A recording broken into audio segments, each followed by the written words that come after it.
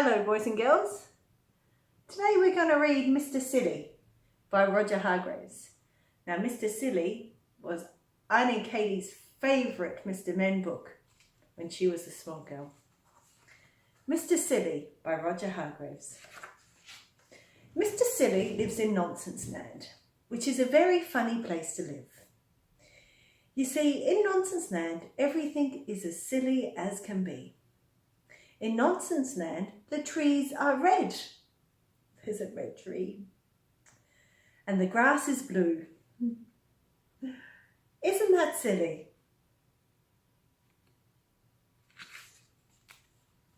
In Nonsense Land, dogs wear hats. And do you know how birds fly in Nonsense Land? No, they don't fly forwards. They fly backwards. It really is a very silly place indeed, which is of course why Mr. Silly lives there. There's a dog in Nonsense Land with his hat. Isn't that silly? Mr. Silly, in fact, lives in quite the silliest looking house you've ever seen in your whole life. Have you ever seen a sillier looking house than that? It's got one floor above the other that's diagonal. Isn't that silly? Now, this particular story is all about the Nonsense Cup. You see, in Nonsense Land, each year they hold a competition. And the cup is awarded to whoever has the silliest idea of the year. Mr. Silly had never won the cup, but each night, lying in bed, he dreamed about winning it. There's Mr. Silly in bed, dreaming about winning the Nonsense Cup. In order to win the Nonsense Cup, Mr. Silly realised that he would have to think of something remarkably silly. He pondered over the problem one morning at breakfast. Incidentally, you may be interested to know what Mr. Silly was having for breakfast. He was having a cup of coffee, which he put a spoonful of marmalade in.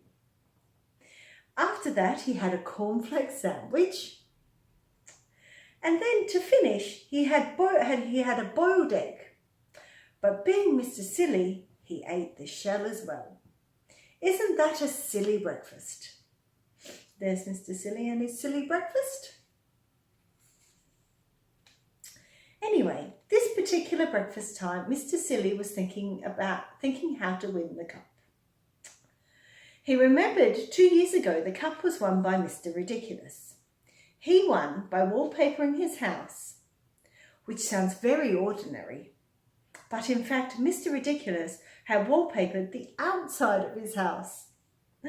There's Mr. Ridiculous and his outside wallpapered house. Isn't that silly?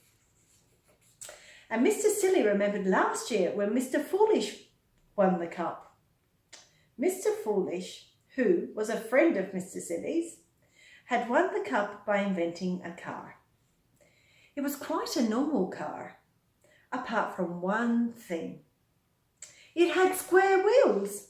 See? Square wheels. Isn't that silly? Mr. Silly thought and thought and thought, but it was no good. He even had another cup of coffee with marmalade, but that didn't help either. So he decided to take a walk. Off he went, leaving his front door open so that he wouldn't have any burglars whilst he was out. Most people leave the front door closed to not get any burglars, but here's Mr. Silly leaving it open. On his walk, Mr. Silly met a chicken wearing Wellington boots and carrying an umbrella. Wouldn't it be silly if you didn't wear Wellington boots and carry an umbrella, he said to the chicken. There's Mr. Chicken carrying an umbrella and Wellington boots. Meow, said the chicken, because animals in Nonsense Land don't make the same noises as they do in your country. The chicken's making a meow sound. On his walk, Mr. Silly met a worm wearing a top hat, monocle and an old school tie. There's the worm with the top hat, the monocle and the old school tie. Wouldn't it be silly if you didn't wear a top hat, a monocle and an old school tie? He said to the worm. Quack, quack. said the worm. Next, Mr. Silly met a pig wearing trousers and a bowler hat. There's the pig wearing trousers and a bowler hat. Wouldn't it be silly if you didn't wear trousers and a bowler hat? He asked the pig. Moo, said the pig. Isn't that silly? It was in the middle of Mr. Silly's walk that he had his idea. It was a beautifully silly idea. Quite the silliest idea he'd ever had. He hurried into town and bought himself a pot of paint and a paintbrush. There's Mr. Silly buying the paintbrush and the pot of paint. I wonder what he's going to do. The day arrived of the great awarding of the Nonsense Cup. The day of the great awarding of the Nonsense Cup arrived. A huge crowd assembled in the city square to see who was going to win the cup. The King of Nonsense Land mounted the specially built platform.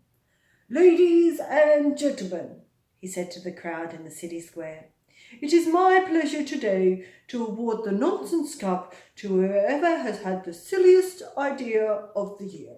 There's the King announcing the cup. One of the silliest ideas of the year, continued the King, is by Mr. Muddle the farmer. He has managed to grow, of all things, a square apple. The crowd clapped as the square apple was held up by Mr. Muddle for everybody to see. He felt sure he was going to win. There's Mr. Muddle and his square apple. Isn't that silly? However, said the King, and Mr. Muddle's face fell, we have had even a silly idea entered by Mrs. Nincompoop. It was a teapot, quite the silliest teapot there'd ever been. Can you see what's silly about that teapot?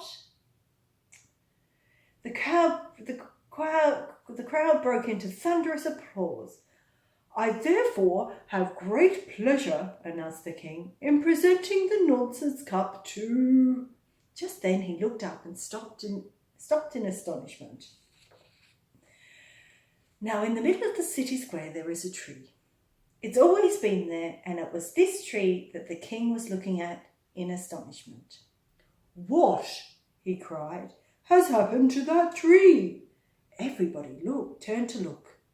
The tree had green leaves, bright green leaves.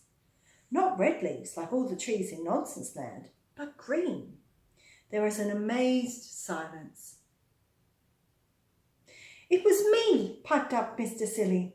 I painted all the leaves last night when you were all asleep. There's the green leaves on the tree. Isn't that silly? A green tree, exclaimed the King. Who ever heard of a green tree? A green tree, shouted the crowd. How silly! And they started to applaud. Mr. Silly smiled modestly. The King held up his hands. I think, he said, that this is the silliest idea I've ever heard of, and therefore I award the Nonsense Cup to Mr. Silly. The crowd cheered and cheered and cheered, and Mr. Silly went pink with pride. There's Mr. Silly behind the cup, and there's the King.